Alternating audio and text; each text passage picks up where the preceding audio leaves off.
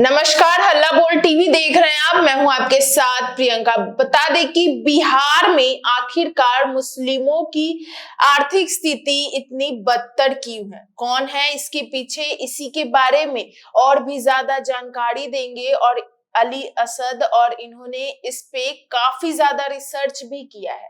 तो बताइए अली।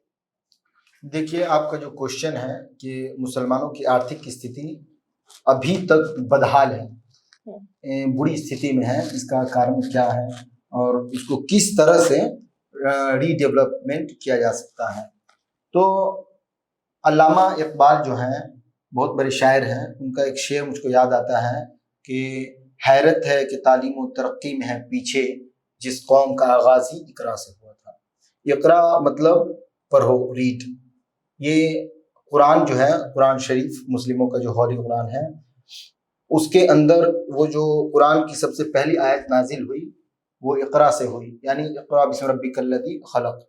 इकरा मतलब पढ़ो, यानी जिस कौम की किताब मुसलमानों से कह रही हो, जिस कौम की मतलब मुस्लिमों की, वो अपने कौम को कह रही हो कि पढ़ो उस रब के नाम से जिसने तुम्हें पैदा किया है, इकरा पढ़ो। और उस कौम की जो स्थिति है आज, बिहार की बात मैं करूं तो वो क्या स्थिति है, वो मैं उसका आंकड़ा आपको देता हूं। देखिए, बिहार में हिंदुओं की जो आबादी है वो 82.69% है, 82.69। और उनका जो साक्षरता दर है, यानी लिटरेसी रेट, कितने एजुकेटेड है वो, कितने पढ़े लिखे हैं, वो 62.8% है। यानी 82% हिंदू जो है वो 62% एजुकेटेड है। 82% में से 62% बहुत बेस्ट है। 100 में से 62% पढ़ा होना बहुत बड़ी बात है। और अगर मुस्लिम की बात करें तो ये 16.87% इनकी आबादी है भारत में, पूरे भारत में। हिंदुओं की 82%, मुस्लिमों की 16.87% है। और इनके जो साक्षरता दर है, लिटरेसी रेट है भारत में, वो लगभग 56.3% है, सिर्फ आधा, समझिए, बहुत कम है फिर भी। अब हम ईसाई की तरफ आ जाते हैं। ईसाई पूरे भारत में 0.12% है और साक्षरता दर जो है इनका वो लगभग 67% है, यानी हिंदुओं से भी ज्यादा, मुस्लिमों से भी ज्यादा, 67.6%। और सिख की बात करें तो वो 0.02% है, ठीक।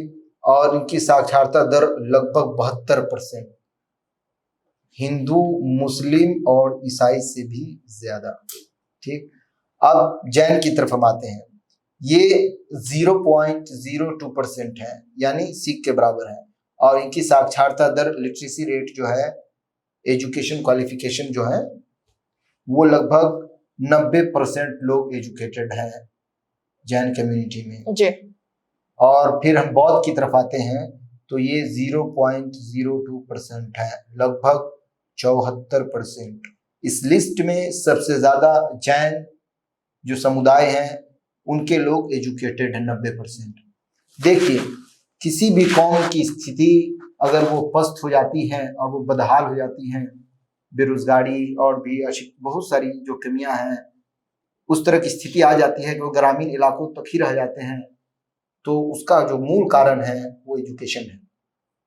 जब आपके पास एजुकेशन नहीं रहेगा तो आप पस्त हो जाइएगा। आज पूरी दुनिया में सबसे ज्यादा जो है वो अमेरिका सुपर पावर है, उसका कारण क्या है? एजुकेशन। इजराइल है उसका कारण क्या है? एजुकेशन। वो लोग बहुत एजुकेटेड है हम लोग के मुकाबले में, इसलिए वो सबसे ज्यादा आगे हैं। तो बिहार में जो मुसलमानों की ये स्थिति है, ये एजुकेशन की बिना पर है, क्योंकि साक्षरता दर सबसे कम है। भारत का ही पूरा मिला लीजिए, वो बिहार में भी आ जाता है। इस तरह की स्थिति का कारण क्या है? देखिए, 1947 से लेकर 1990 तक कांग्रेस का दौर रहा। इस दौर में आजादी के बाद से लेकर 1990 तक जो हमारे देश की स्थिति थी वो सही नहीं थी। इस देश कि अपनी स्थिति को सुधारने ही में वक्त लग गया, जिसकी वजह से जो सरकार है उन्होंने अल्पसंख्यकों पर ध्यान नहीं दिया। ये एक कारण है, और कारण बहुत सारे कारण हैं, उसमें से एक ये भी कारण है कि देश की आर्थिक स्थिति खुद सही नहीं थी जी। अब 1990 की 90 जो है उसके बाद का जो दौर है उसमें बहुत सारे जो पार्टी हैं वो नए नए बने। उसमें आरजेडी जो लालू यादव की पार्टी है वो वजूद में आई, क्योंकि बिहार में मुख्य रूप से 3 पार्टियां हैं, एक कांग्रेस, आरजेडी, जेडीयू, इन्होंने ही हुकूमत किया। बाद में बहुत सारी पार्टियां बनी, मेन हुकूमत करने वाली ये 3 है, इसलिए मैं बता रहा हूँ 3 पार्टियां जो हुकूमत की। तो जो आरजेडी का दौर है ये 1990 से लेकर 2005 तक है। 1990 से 1997 तक लालू यादव ने राज किया। 1997 से 2005 तक उनकी जो पत्नी है राबड़ी देवी, उन्होंने राज किया। ठीक है, उन्होंने आरजेडी ने मुसलमानों की जो स्थिति है, अल्पसंख्यक मुस्लिम माइनॉरिटी जो इंडिया बिहार में है, उसकी जो स्थिति है उसको बदलने के लिए बहुत सारे प्रयास किए। क्या क्या उन्होंने स्कीम लाई जिससे मुसलमान वृद्धि हो। उन्होंने जो स्कीम लाई वो मैं आपको बताता हूँ। उन्होंने पहला स्कीम लाया मुख्यमंत्री मदरसा आधुनिकीकरण योजना। देखिए, अगर हम बिहार की बात करें तो बिहार में कुल 4000 मदरसे हैं जी। मदरसा का जो एजुकेशन है वो अभी भी साइंस, टेक्नोलॉजी, कंप्यूटर, बहुत सारी जो आधुनिक एजुकेशन है उससे जुड़ी हुई नहीं है। वहां सिर्फ और सिर्फ धर्म का एजुकेशन दिया जाता है, इस्लामिक एजुकेशन दिया जाता है, सिर्फ धर्म के बारे में पढ़ाया जाता है, जिसके कारण मुस्लिम समाज आज भी पीछे रहा। तो आरजेडी ने मदरसा आधुनिकीकरण योजना लाया, ठीक, और वो सफल भी रहा कुछ हद तक। बहुत सारे मदरसों की आर्थिक स्थिति और नए नए कोर्स शामिल किए गए उसमें। अब जो दूसरा उन्होंने योजना लाया वो मुस्लिम महिला पेंशन योजना, जिसे मुस्लिम विधवा और वृद्धि महिला पेंशन भी कहा जाता है। यानी जिसमें मुस्लिम जो तलाकशुदा औरतें हैं और विधवा औरतें हैं उन सब की स्थिति को सही करने के लिए ये योजना लाया गया, और ये भी बहुत हद तक सफल रहा जी। उसके बाद तीसरा जो उन्होंने स्कीम लाया आरजेडी ने, मुस्लिम छात्रवृत्ति योजना जी। यानी मुस्लिम छात्रों को उचित शिक्षा प्रदान करने के लिए ये योजना लाया गया। इससे भी मुस्लिमों को कुछ लाभ हुआ, लेकिन ठोस जो 100% होता है उसमें से 80% भी नहीं हुआ, कुछ परसेंट हुआ, 20 से 30% लोगों को फायदा हुआ। जो मूल काम होना चाहिए वो नहीं हो पाया। अब चौथा जो उन्होंने स्कीम लाया वो स्कीम था पारंपरिक कारीगरों के लिए प्रशिक्षण केंद्र। यानी मुस्लिम कारीगर जो हैं उनके विकास के लिए, वो कारीगर जो है उतने बड़े लेवल पे कारीगर नहीं, छोटे छोटे कारीगर हैं, उनको वृद्धि करने के लिए कुछ पेंशन देना, पैसा का इंतजाम कराना ताकि वो कारीगर बड़े लेवल पे, बड़े स्तर पर वर्क करे और मुस्लिम कम्युनिटी में सुधार हो सके। इसके लिए योजना लाया, बहुत सारी योजना लाए उन्होंने, जिन 4 मैं बताया मुख्य योजना, और भी बहुत सारी योजना लाए, लेकिन फिर भी मुस्लिमों की स्थिति नहीं सुधरी, जस की तस रही। यानी उनकी सारी स्कीमें सफल नहीं रही, कुछ हद तक सफल रही। और कहा जाता है कि आरजेडी ने मुस्लिमों को प्रोटेक्शन दिया, मुस्लिम आरजेडी से खुश रहे बहुत हद तक, इसलिए उन्होंने वोट भी किया उनको। जब मुस्लिमों ने देखा कि स्कीम तो लाई गई लेकिन सफल नहीं रहा, सिर्फ प्रोटेक्शन मिला मुस्लिमों को, अभी भी मुस्लिम की आर्थिक स्थिति वैसी की वैसी है, तो उन्होंने एक नया चेहरा की तरफ रुख किया, और वो चेहरा थे जेडीयू के संस्थापक नीतीश कुमार। अच्छा। जेडीयू यानी जनता दल यूनाइटेड, उसके संस्थापक नीतीश कुमार, जिन्होंने सुशासन शब्द के साथ राजनीतिक मैदान में उतरे। सुशासन, इसका ये जो शब्द है इसका अर्थ मैं बता देता हूँ, यानी आदिलाना हुकूमत, यानी ऐसी हुकूमत। देखिए 2 वर्ड्स होते हैं, एक है आदिल, अदल, और एक इंसाफ, जिसका मतलब होता है निस्फ, आधा। ये दोनों वर्ड जो है, ये इसकी गहराई में अगर जाएगा तो दोनों के बहुत सारे मतलब हैं। देखिए, निस्फ का मतलब होता है कि मेरे हाथ में एक पेन है, इसको मैं आधा आधा डिवाइड कर दूं दो आदमी के बीच में। और अदल का मतलब होता है इस पेन को मैं 3 आदमी में जो डिवाइड करूं, 3 आदमी रहे तो जिसको जितनी जरूरत है उतना ही डिवाइड करो, ये अदल होता है जी। तो ये आदिलाना हुकूमत लाए, यानी अल्पसंख्यक बहुसंख्यक, मतलब हिंदू की जो आबादी, मुस्लिम की बहुत सारी आबादी है, मुस्लिम की बहुत आबादी है, 16% बहुत होता है, 16-17% जो भी है, 80% हिंदू और 16% मुस्लिम और 5% बहुत सारे अल्पसंख्यक।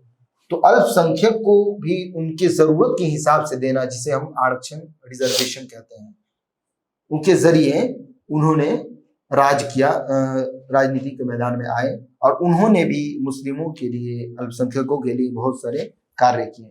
उसमें जो है वो एक मैं बता रहा हूँ, स्टार्ट कर रहा हूँ 4 कार्य के बारे में मैं आपको बता रहा हूँ। मुख्यमंत्री अल्पसंख्यक छात्रवृत्ति योजना, ठीक है, यानी छात्रों को उच्च शिक्षा प्रदान करने के लिए हेल्प करना। छात्र की जो स्थिति है वो पढ़ नहीं सकते हैं, उनके पास इतना इनकम नहीं है, इतना रोजगार नहीं है कि वो अपनी खर्च को उठा सके, तो इसलिए ये स्कीम उन्होंने लाया और ये भी सफल रहा।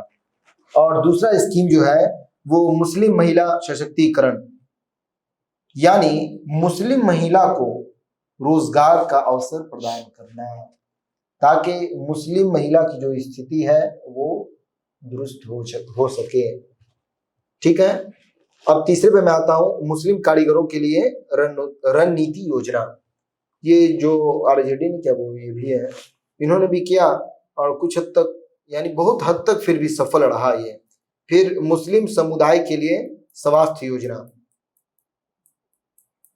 यानी मुस्लिम जो है ना सही पोषण नहीं ले पाते हैं, सही खाना नहीं ले पाते हैं गरीबी के कारण, उनको स्वास्थ्य की सेवा उपलब्ध कराना और उन पर ध्यान देना, इस तरह की योजना नीतीश कुमार ने भी लाया।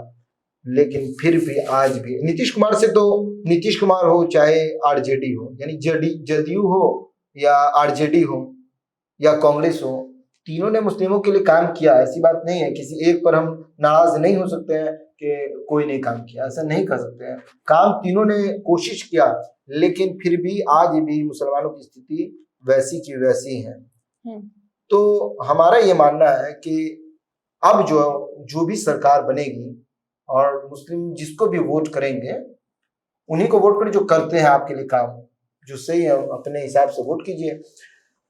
हमारा ये मानना है कि एक नया स्कीम लाया जाए, इसको स्टडी किया जाए, एक टीम और एक संगठन बनाई जाए।